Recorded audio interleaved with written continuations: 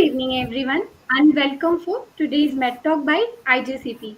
I am Ada, your host for today's scientific and highly informative session. This evening, we will be discussing a topic that is absolutely crucial for every clinician and emergency care provider: electrolyte emergencies in the ER. What every clinician must know. To guide us through this vital discussion, we have with us esteemed speaker Dr. Ratan Jha sir. He is a senior nephrologist and transplant physician at Care Hospital in Banjara Hills, Hyderabad. A very warm welcome to you, sir. Dr. Jha, it is a privilege to have you with us today on Med Talks by IGCP. Before we begin, let's briefly understand why this topic holds such importance in clinical practice. Electrolyte emergencies refer to sudden and severe imbalances in key minerals like sodium, potassium, calcium, and magnesium, all of which are vital for normal rhythm, nerve function, and muscle contraction.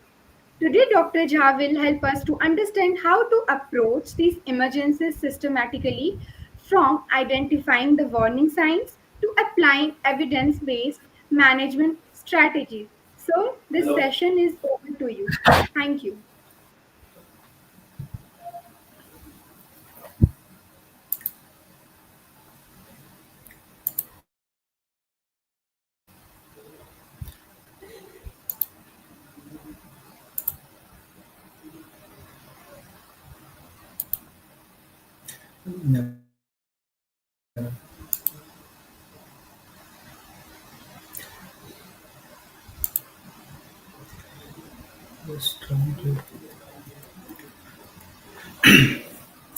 Good evening, friends. Today I am going to dwell upon a very common but complicated topic, that is the electrolyte emergency in emergency room, what every clinician must know. This subject has to have a kind of background about the medical information to appropriately understand and treat such patients. And hence I have tried to present the practical aspects of taking care of such patient in emergency and what are the pitfalls in our understanding about this problem in the ER. So when a patient of electrolyte emergency presents in the ER, one has to realize that this may be a primary problem, but it may not be a primary problem, but it could be a secondary problem. That is, it is mere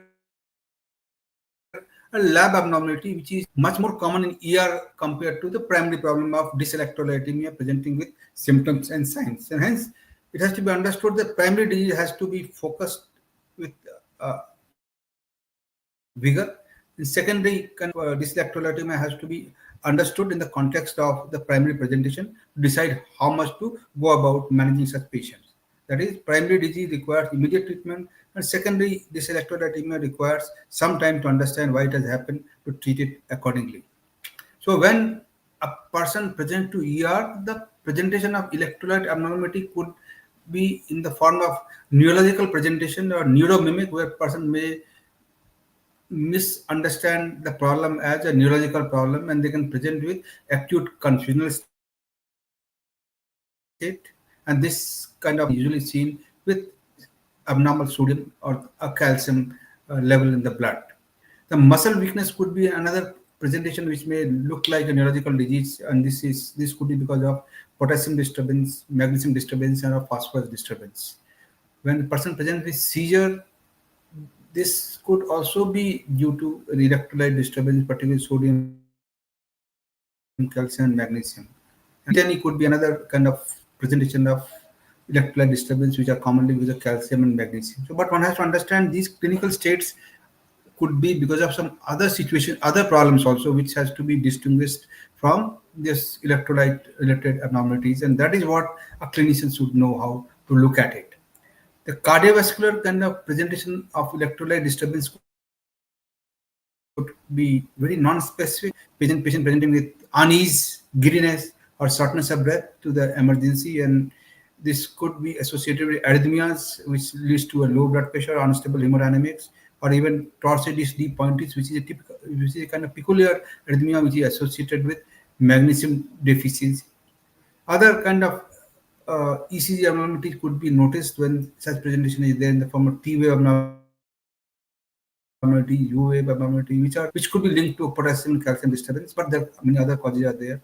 And the pulmonary presentation could be in the form of respiratory depression, which could be because of potassium disturbance or the magnesium excess. GI presentation could be in the form of abdominal swelling or a paralytic ileus.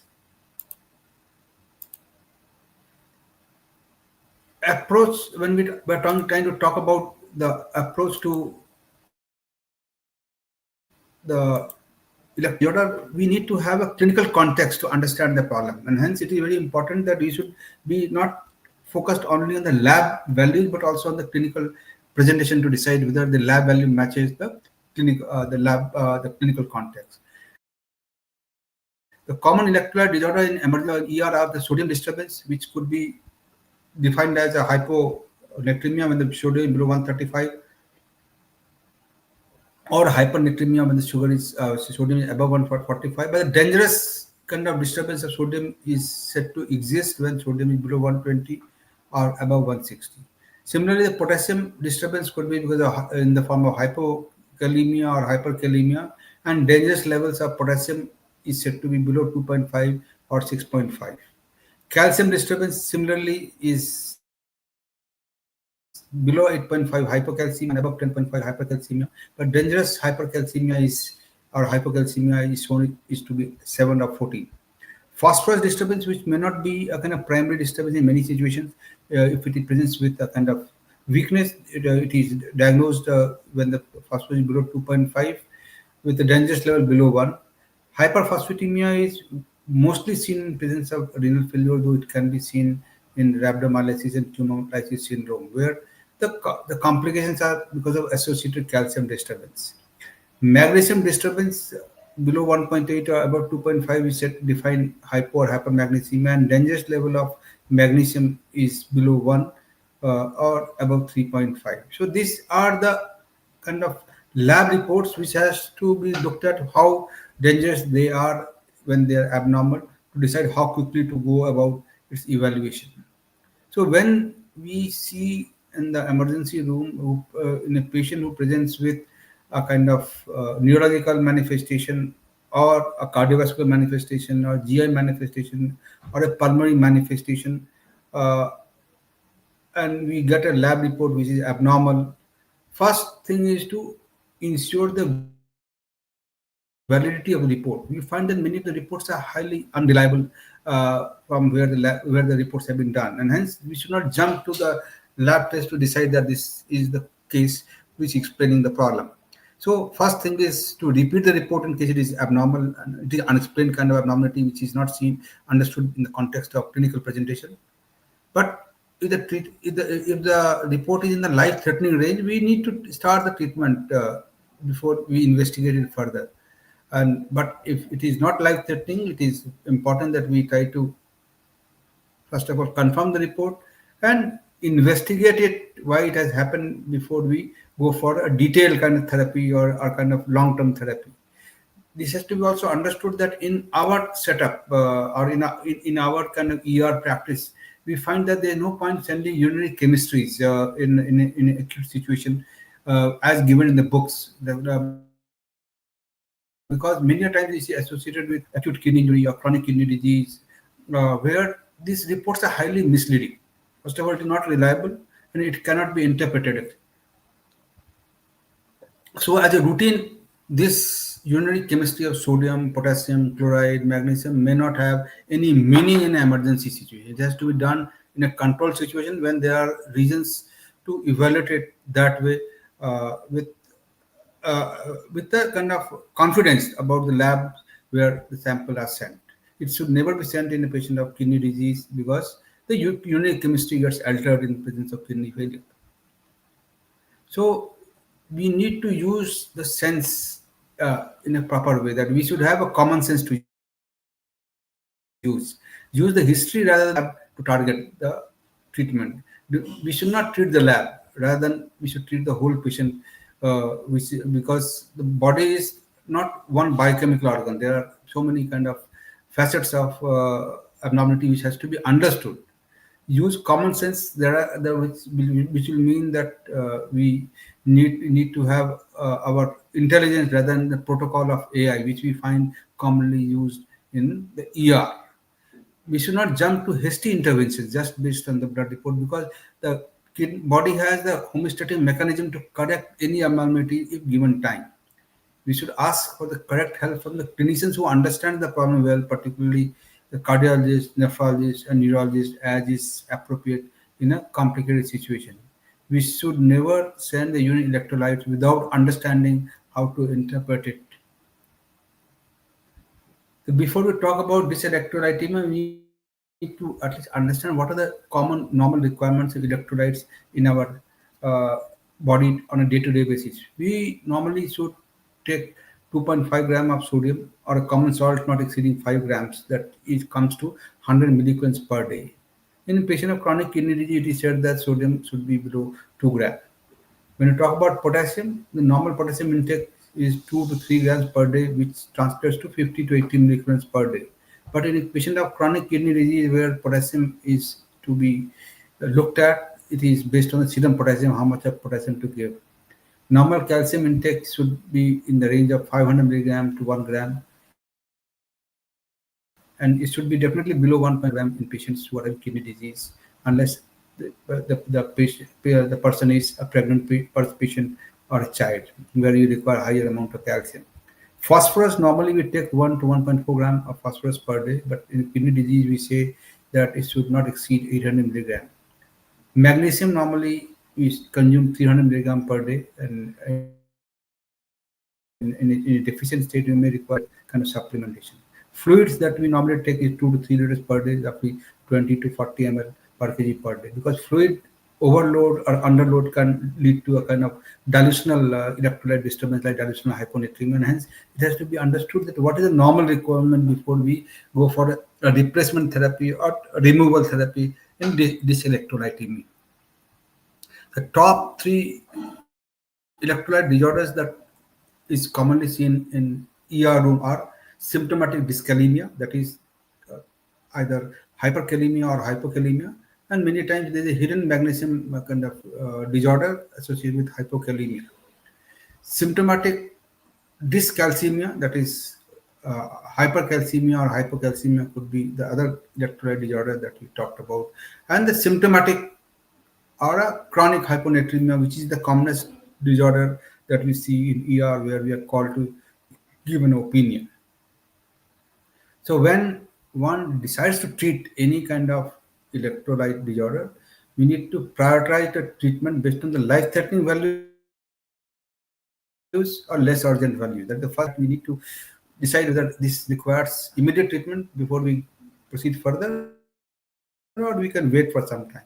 And when we are treating, we first go for a common kind of supportive therapy, that is assessing the airway, breathing, and circulation. That BP should be stabilized with appropriate measures. Airway should be supported properly in case patient is in encephalopathy, and breathing should be supported if required by intubation. We should identify the high risk patient who may be presenting with this kind of electrolyte disorder, like the cardiac patient or renal patient or elderly patient, where this may require immediate attention.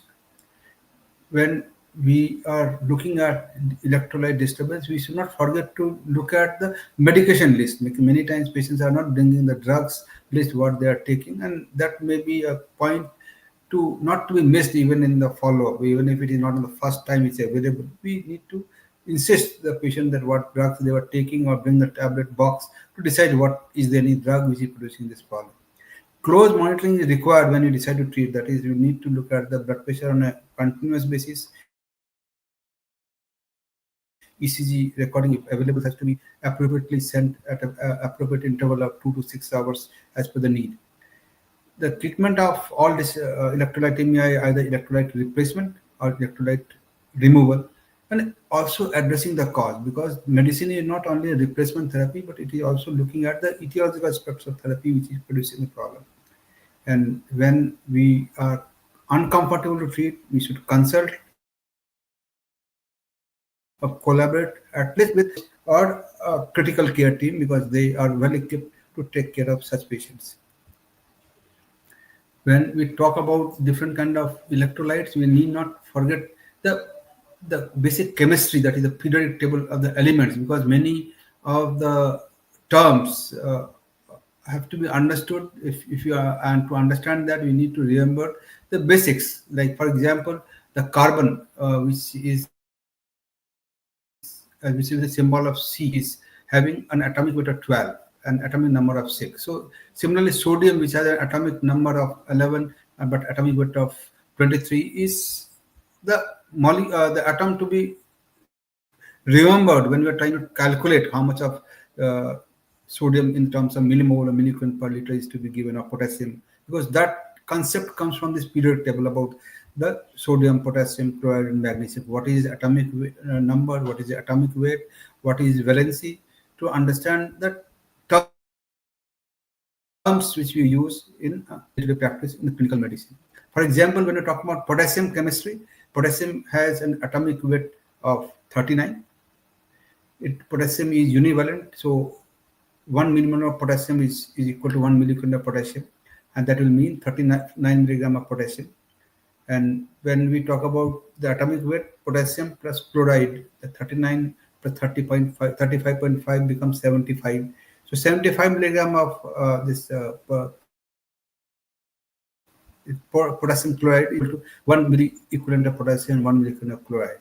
This concept has to be understood that when you talk about plot code supplementation orally, which is 15 ml, gives 1.5 gram, 1500 divided by 75 becomes 20, which means 15 ml of pot chloride gives 20 milligrams of potassium and 20 milligrams of chloride.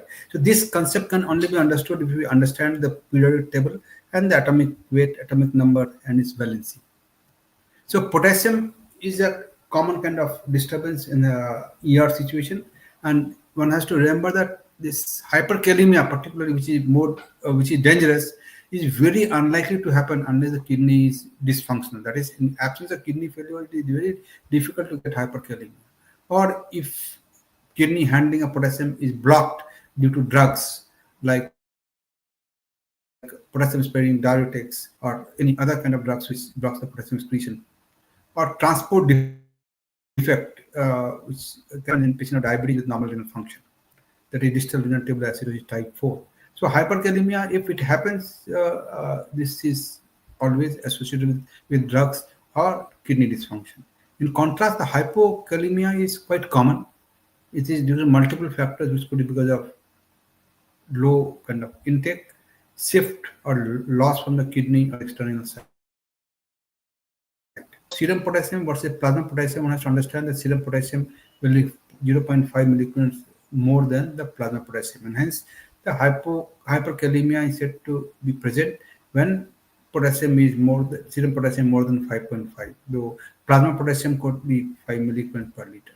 Similarly, when you're talking about hypokalemia, we say serum potassium below 3.5, but the plasma potassium could be still lower by 3. So this difference has to be understood when we are looking at the report, whether it's serum potassium or plasma potassium. Symptoms of hyperkalemia and hypokalemia are quite vague and are similar. So there's no symptom which is seen only in hypo or a hyper, etc. That is mostly a cardiovascular symptoms or the abdominal symptoms or muscular symptoms that is there. Only the ECG is different for hyperkalemia and hypokalemia in a characteristic way that we'll discuss in the subsequent slide. So this is an ECG of a child of about 10 years who came with history of weakness. This is not an acute situation, but this was a chronic situation. But to emphasize the thing, how the hypokalemia can present, this what we see is a diffuse STT changes, etc. There with presence of U wave. This patient has a potassium of 1.2, and other reports are normal except the patient had a serum bicarbonate high, suggesting that this is a metabolic alkalosis with hypokalemia. And as this patient had hypertension, they are diagnosed to be a kind of Conn syndrome. So the presentation could be in the form of neurological symptoms, in the form of weakness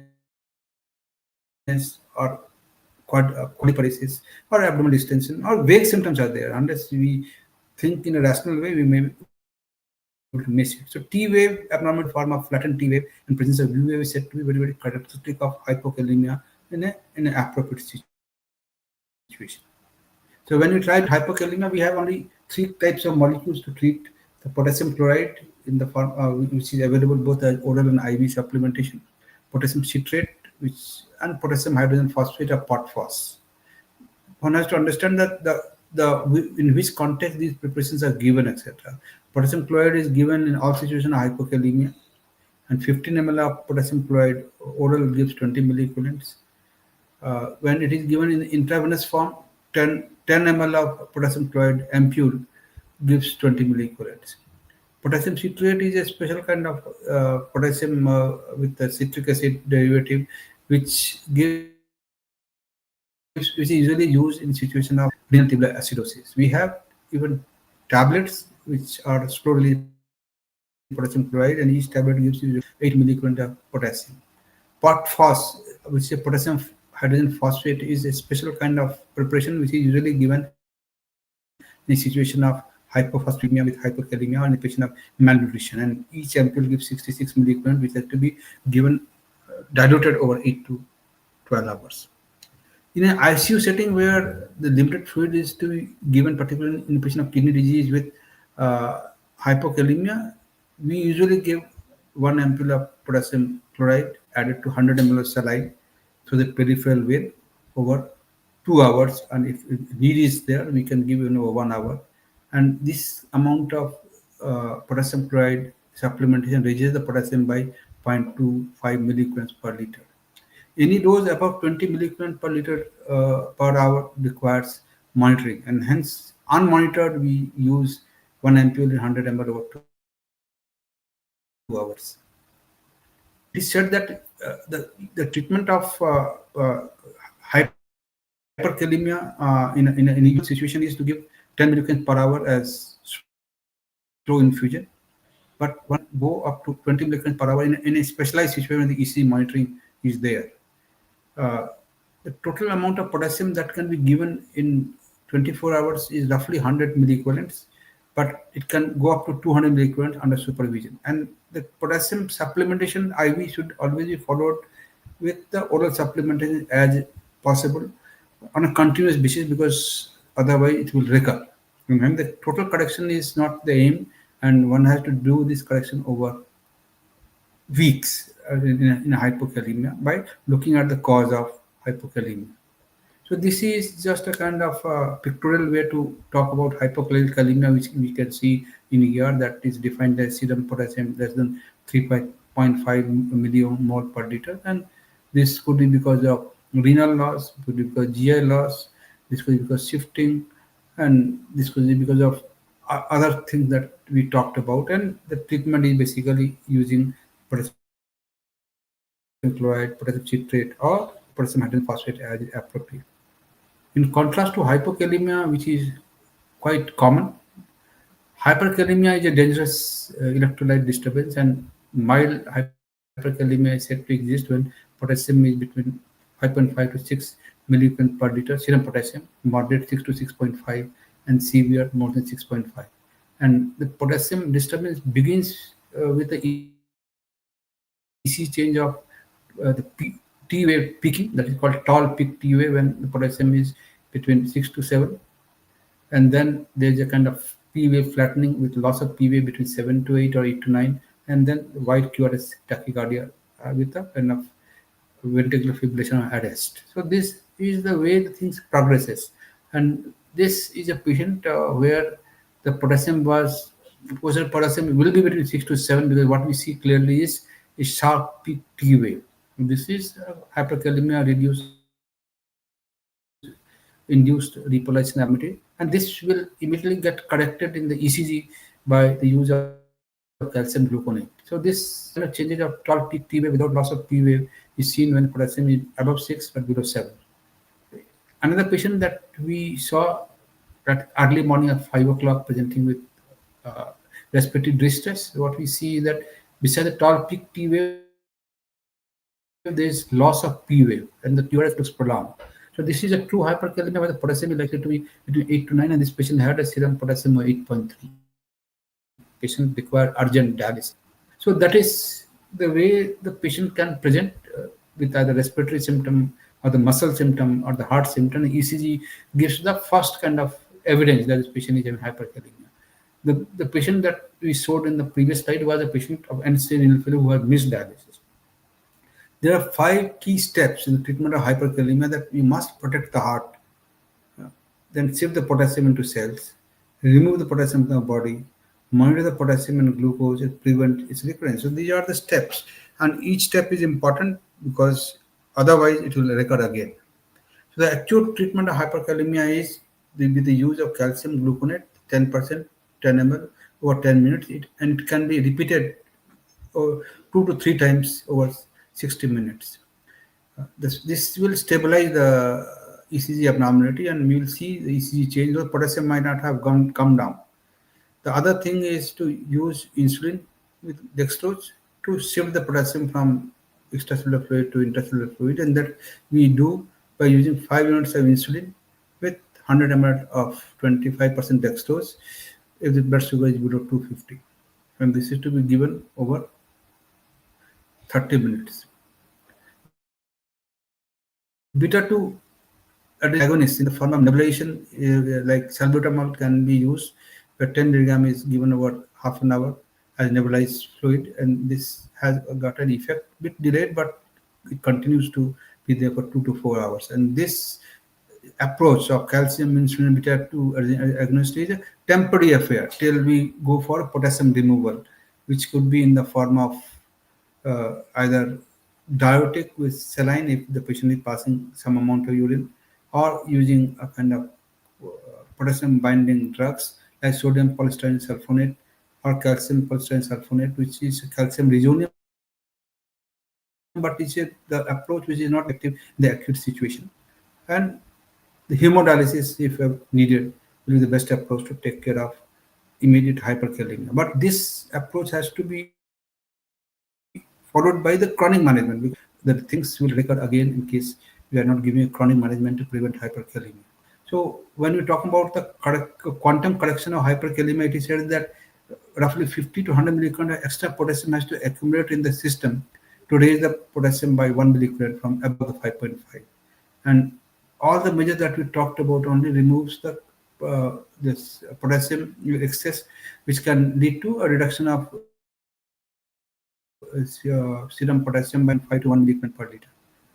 Other than dialysis, only dialysis can take care of more removal of potassium, and roughly 50 milligrams is removed every hour, for which can lead to reduction of potassium by 1 to 2 milligrams with low potassium bath. But if we discontinue dialysis early, this can again have a kind of recurrence of the hyperkalemia. And hence it is said that after dialysis also we need to continue the therapy to take care of recurrence of hyperkalemia. Peritoneal dialysis is another method which can lead to a kind of slow removal of potassium, but effective, the 50 milligrams per hour for 6 hours, lower than the potassium by 1 milligram. So all these measures has to be combined when you're trying to treat a patient of hyperkalemia. And it has to be followed by the chronic management, that is, remove the modifiable causes. It is said that those fasting somehow increases the risk of hyperkalemia, and hence it is important that patient has to eat. Correction of other metabolic abnormalities, particularly treatment of sodium disturbance and calcium disturbance, has to be looked at. Increasing the excretion of potassium by using loop diuretics is the commonest approach to take care of hyperkalemia on the long term basis. But mineralocorticoid can be utilized in a patient of chronic hyperkalemia if there are no contraindications to use it. Two novel compounds which are going to hit the market for treating hyperkalemia, which can make management of hyperkalemia a bit easy, is the sodium zirconium salicylate or ZS9, which is a drug, though it is found for chronic hyperkalemia management, but it is said to be quite effective because the mode of action is the entire GI tract. The moment person takes the drug, within 1 hour the potassium starts getting lowered, and this is a kind of exchange kind of resin, sodium zirconium salicylate. Patalumer is another kind of potassium binding agent which is acting at the colon, and it can lead to a kind of uh, chronic hyperkalemia management better, but it acts after 7 hours. So it is about chronic management. These two drugs at the moment are not available.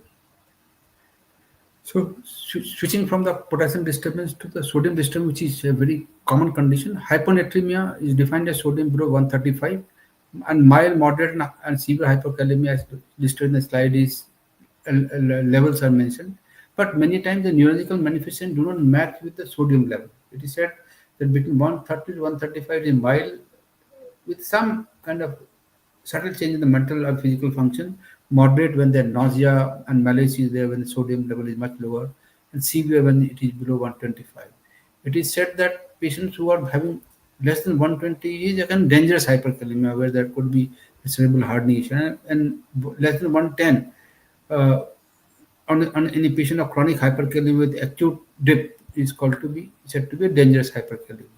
Neurological manifestations are influenced by the speed of the onset of hyponatremia, and hence it is very important that we need to understand not to overtreat it.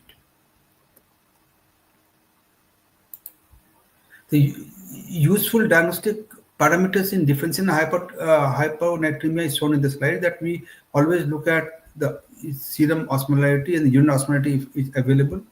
We look at the serum potassium, urea, uric acid, and ABG. We hardly use urine sodium because this is a test which is quite unreliable in our setup, and in presence of renal dysfunction, this test loses its value. So, in the blood test, we try to depend mostly on the blood test and ABG to interpret hyponatremia. And urine osmolarity, if available, it said that if the urine osmolarity is less than 100, this in context of hyponatremia, it is appropriate, and it could be because of compulsive water drinking syndrome. But if urine osmolarity above 100, this is likely to be shared, and usually in this situation, the osmolarity is more than 300. It is said that urine osmolarity is a surrogate measure of vasopressin activity.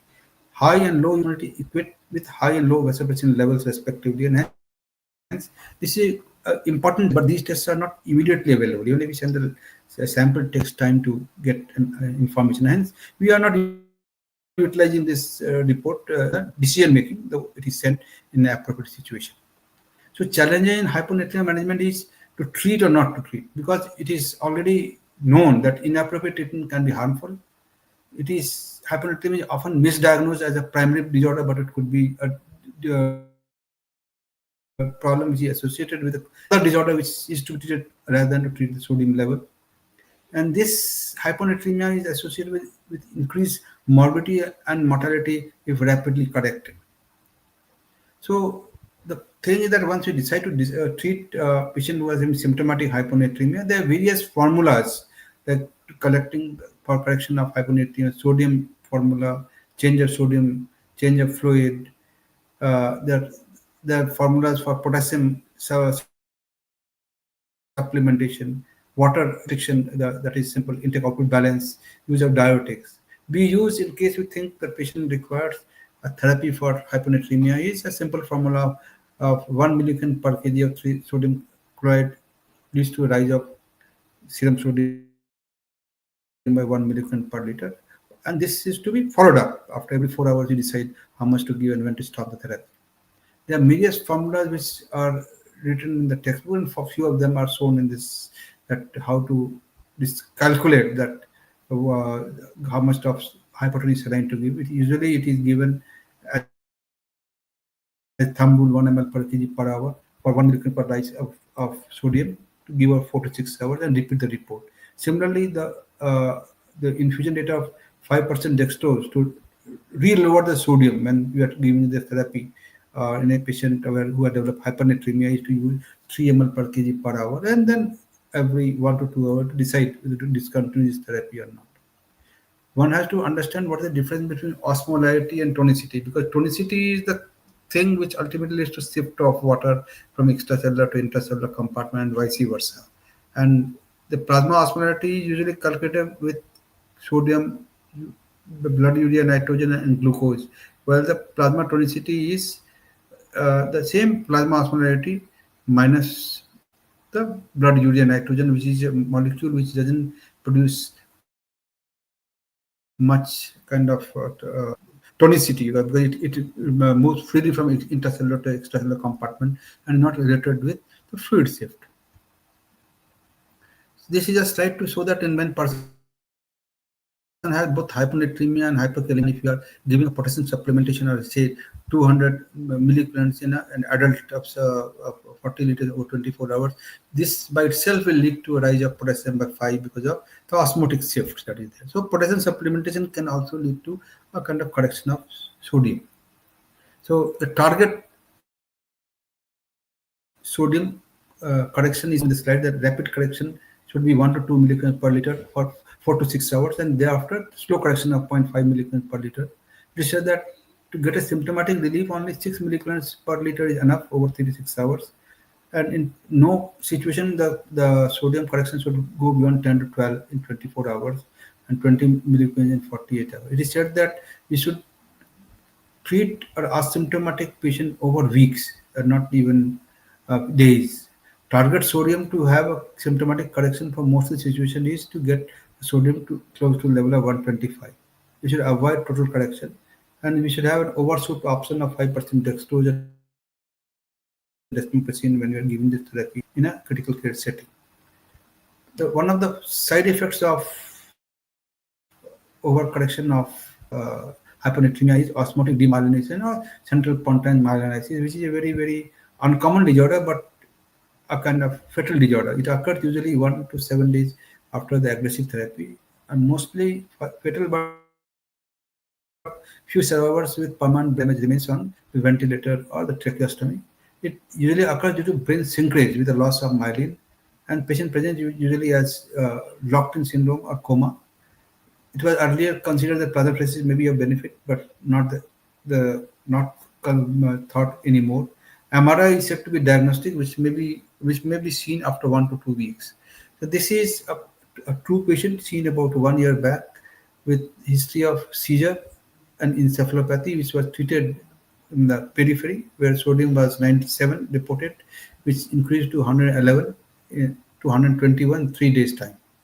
And thereafter his general condition deteriorated and remained intubated and was shifted ultimately from the bigger center to a rehab center with tracheostomy. His MRI, which was done after 7 days, was showing a classical picture of uh, central pontine malanalysis that is seen in the pons in a very clear way in this image. What we see in this T2 weighted image on the left side and diffusion weighted in the right side is in the pontine area there is a kind of hyperdensity in the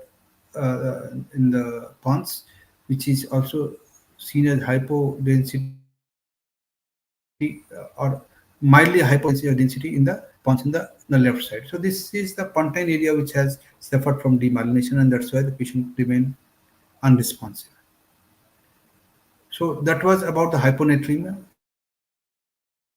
Hyponatremia is that is high sodium above 145 is quite uncommon, and this is usually associated with diabetes insipidus, which is acquired or congenital. What we see in these two images is the posterior pituitary. Posterior pituitary in an MRI, appropriate MRI scan is seen as a bright spot because of phospholipid-rich neurons. So in the right side, there's a patient whose sodium was 178 at 5 years, admitted with sepsis and hypernatremia. And what we see is that the bright spot is not seen, which is seen on the left side of the image. And this is an indirect marker to show that there is lesser amount of or no kind of synthesis of ABP, arginine vasopressin, which leads to diabetes insipidus, which requires treatment. So this patient was ultimately diagnosed to have nephrogenic diabetes insipidus, though it was earlier considered to be the central diabetes insipidus based on the MRI, based on the genetic testing. So MRI can help to pick up the cause of diabetes insipidus by the appropriate kind of cuts in the MRI scan. So that was about the hypernatremia, which can be evaluated by MRI scan, and appropriately free water has to be given. Other kind of electro disturbance is hypercalcemia, and which is not uncommon, and the commonest cause of hypercalcemia in a ER setting is either primary hyperparathyroidism or multiple myeloma. Though vitamin D toxicity because of misuse of vitamin D therapy is also contributing to the hypercalcemic presentation. Critical hypercalcemia is more than 14, but anything above 10.5 is mild, moderate, or severe. The causes of hypercalcemia for most of the situation is either primary hyperparathyroidism and malignancy, which together account for more than 90% of cases, but occasionally drugs and sarcoidosis could be the cause. So this is a patient who presented to the ER with confusional state. He was a patient with diabetes, treated colonic carcinoma. So what we see is that patient who is having a bilateral hallux lymphadenopathy, and this patient on evaluation of found to be sarcoidosis and were treated with steroid with total resolution of hypercalcemia. Multiple images of a classical entity of hyperparathyroidism is present with hypercalcemia, symptomatic hypercalcemia, which is not common these days, is primary hyperparathyroidism. It can present with fractures, it can present with pancreatitis, it can present with pain abdomen because of pancreatic calcification or renal stone, and this is picked up on evaluation to because of hypercalcemia. It has to be treated as per the cause and presentation. So the management of hypercalcemia is shown in the slide. The commonest kind of treatment is to give hydration therapy in the form of normal with or without drugs like biphosphonates in case it is malignancy. We use the drugs like furosemide when you are giving saline to increase the calcium removal, calcitonin if biphosphonate, and may require even dialysis in case patient is having a severe hypercalcemia. Besides the use of drugs like denosumab, parathyroidectomy, and cinacalcet therapy as is appropriate. So the different kind of therapies are there, but the emergency therapy is to use saline or with or without diuretics and steroids if required with calcitonin and dialysis. Hypocalcemia, on the contrary, is a situation which is seen not to that extent in ER but in the outpatient setting, and it is defined as serum calcium less than 8.8 in presence of normal plasma protein concentration, or serum ionized calcium which is almost 50% of that below 4.7. It can also present with the similar symptoms of neuromuscular irritability, central system involvement from seizures, Chostek's sign, Trucy's sign, and ECG abnormality, cataract, abnormal dentition. So the symptoms and presentation are quite vague. One has to have a good kind of common sense to decide how to look at it. This is a patient who is having chopstick sign because of hypocalcemia. When we are trying to check the blood pressure, we are finding that patient is developing a kind of a kind of typical posture in the hand, the carpopedal spasm with the thumb moving inside, which is called Vostek signs of hypocalcemia. And this has happened following a parathyroid surgery where patient was having severe hypercalcemia. And after the surgery, because of the lazy remaining parathyroid, the patient has developed the hypocalcemic symptoms. And that is a sign which could be seen post parathyrectomy as well as in a patient of parathyroid disorders. The treatment of hypocalcemia in such situation is to give calcium gluconate, which can be repeated over 10 to 15 minutes, but under ECG supervision. Calcium carbonate and citrates are usually given orally if there are no contraindication. Vitamin D therapy in the form of cholecalciferol or ergocalciferol is the usual therapy, but alpha calciferol can be also given a calcitriol in patient who has hypoparathyroidism or acute hypocalcemia, where these drugs are quite effective. This is a patient who presented to the ER recently with seizures, and her serum calcium was found to be 4.4 milligram. Patient was not ambulatory for last 1 year. And what we see, the bony deformities are there. This patient was having a kind of recurrent fall and fractures. We see that bones are totally deformed, both the spine as well as the kyphoscoliosis and deformity of the legs. And similarly, the fingers are also showing a kind of poor development of bones. So patient was ultimately diagnosed to be vitamin D dependent type 1 decade where there is a 1 alpha hydroxylase deficiency happens and there is defective conversion of 25 hydroxycholecalciferol to 125 hydroxycholecalciferol. So this was confirmed in genetic testing, and this patient was put on oral calcitriol with calcium supplementation. His potassium improved from 4.5 to 9, and patient is doing well without any risk seizure recurrence. The other common abnormality that we see in ER could be magnesium deficiency. Usually, this is associated with low calcium. It is also associated with neuro and cardiac manifestations. IV magnesium sulfate is the usual therapy that we give in acute situation where magnesium sulfate 50% is 1 gram dissolved in 100 ml normal saline over 1 hour to 6 hours, and oral supplementation in the form of magnesium oxide is to be given. Hyper and hypophosphatemia are other abnormalities which may not be always associated with acute presentation, but hyperphosphatemia and tumor lysis syndrome and rhabdomyolysis could be severe, and it has to be treated besides with dialysis with intravenous volume replacement with saline and adding insulin and dextrose that we treat for hyperkalemia. It is best removed with dialysis, the hyperphosphatemia. Most of the time, hyperphosphatemia is asymptomatic in a chronic kidney disease patient. Hypophosphatemia, on the other hand, doesn't require treatment unless the serum phosphorus is below 1, which is usually the case in a patient who is severely malnourished. And milk is a rich source of phosphorus, and this kind of therapy, IV therapy, may be required in certain situations where pot phos, because potassium, low phosphorus is usually associated with the low potassium, also can be tried. But before I conclude, it is very important for us to remember the Robert Hutchison's statement that from inability to let well alone, from too much of zeal for the new and, and content for what is old, from putting knowledge before wisdom, science before art, and cleverness before common sense, from treating patient as a case, and from making the cure the disease more grievous than the endurance of the same. Good Lord, deliver us. That is to say that we should not be in a hurry to do something. It has to be based on logic, because the homeostatic mechanism of the body is such that it can take care of all dyselectrolytemia at a given time. So the knee-jerk approach, particularly which you see is in ER, is to be avoided. Are the following: the dyselectrolytemia presents as an incidentaloma, that we have an incidental presentation of dyselectrolytemia, and this gets corrected with basic treatment. That is, a patient who has hyperglycemia with hyponatremia, it doesn't require any specific therapy. It gets corrected with good glucose control. So do not treat it, etc.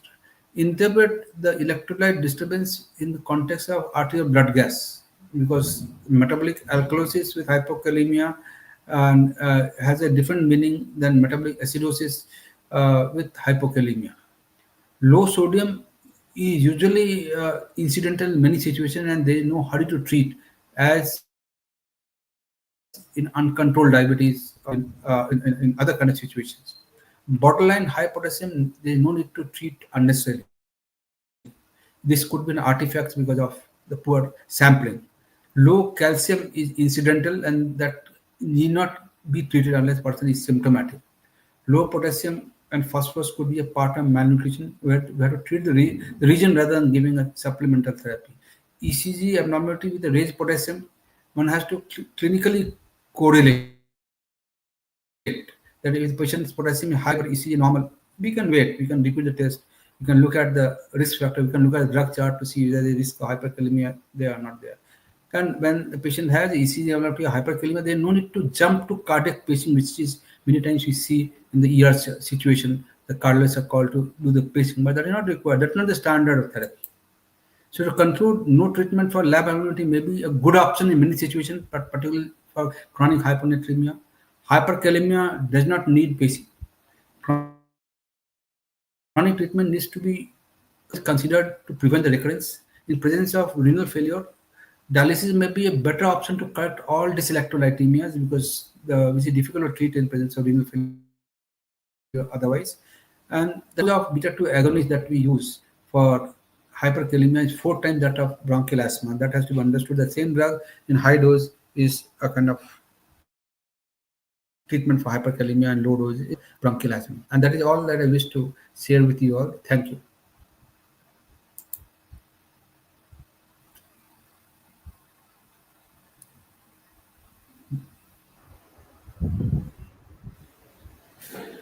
Thank you so much for this wonderful session, sir. That was very truly insightful and highlighted the clinical importance of quick decision making in electrolyte emergencies also. So let's now move on to a few questions to explore this topic in more depth. So the first Yes. question we received is: electrolyte disturbance often have overlapping symptoms.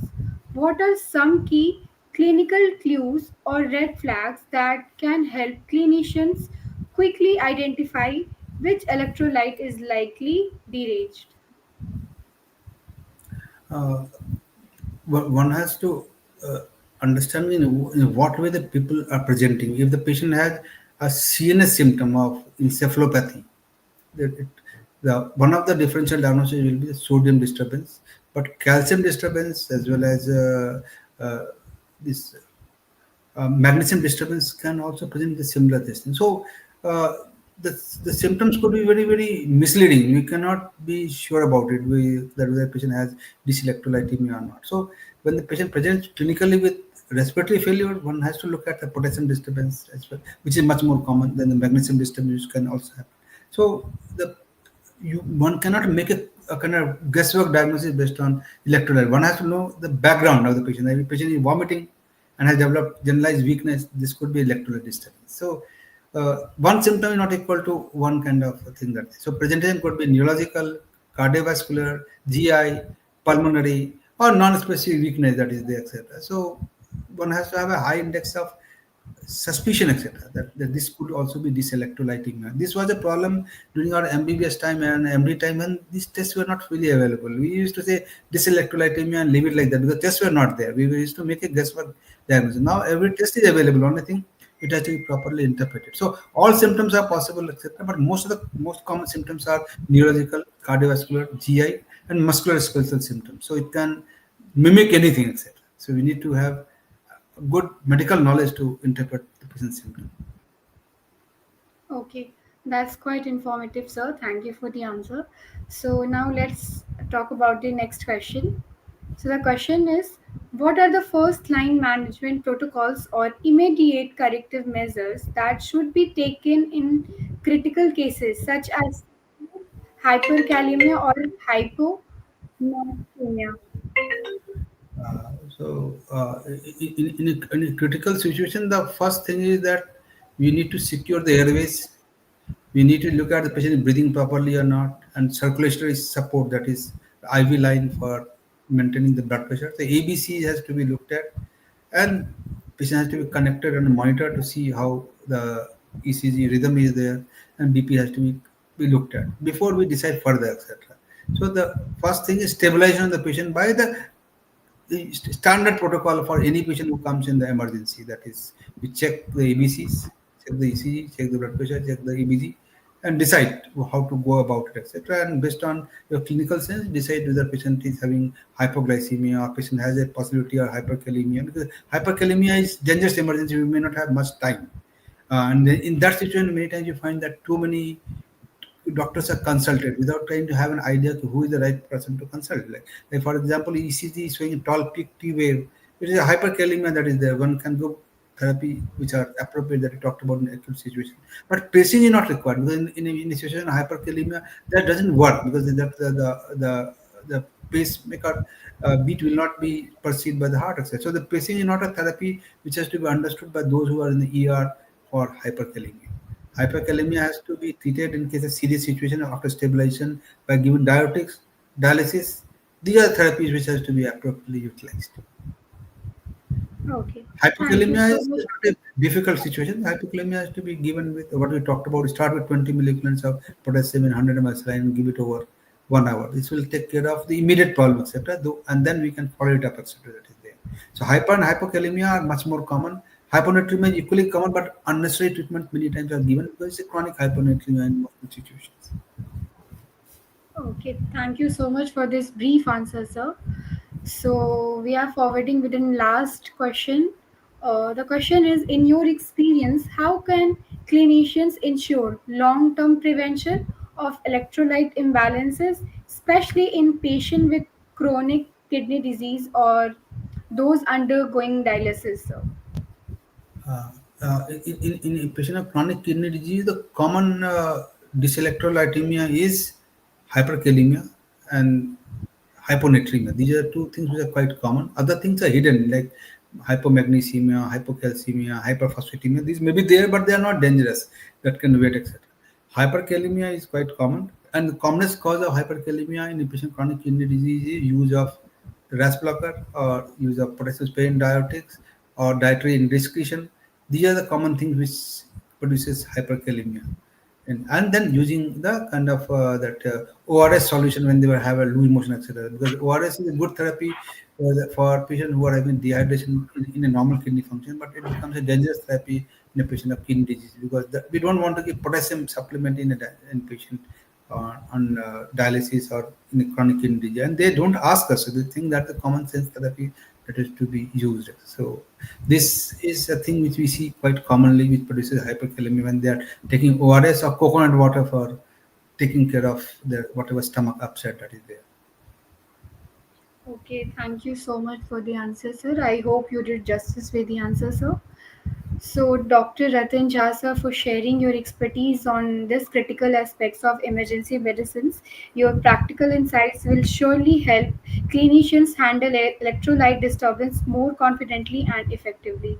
And with all your permission, sir, I'm going to conclude this session, sir. Yeah, thank you. And yeah, and to all our viewers, thank you for joining us this evening on Med Talks by IGCP. Stay tuned for more informative and thought-provoking discussion with leading experts across medical specialties. Until next time, this is Ada signing off. Stay informed, stay alert, and take care. Good evening. Thank you. Thank you.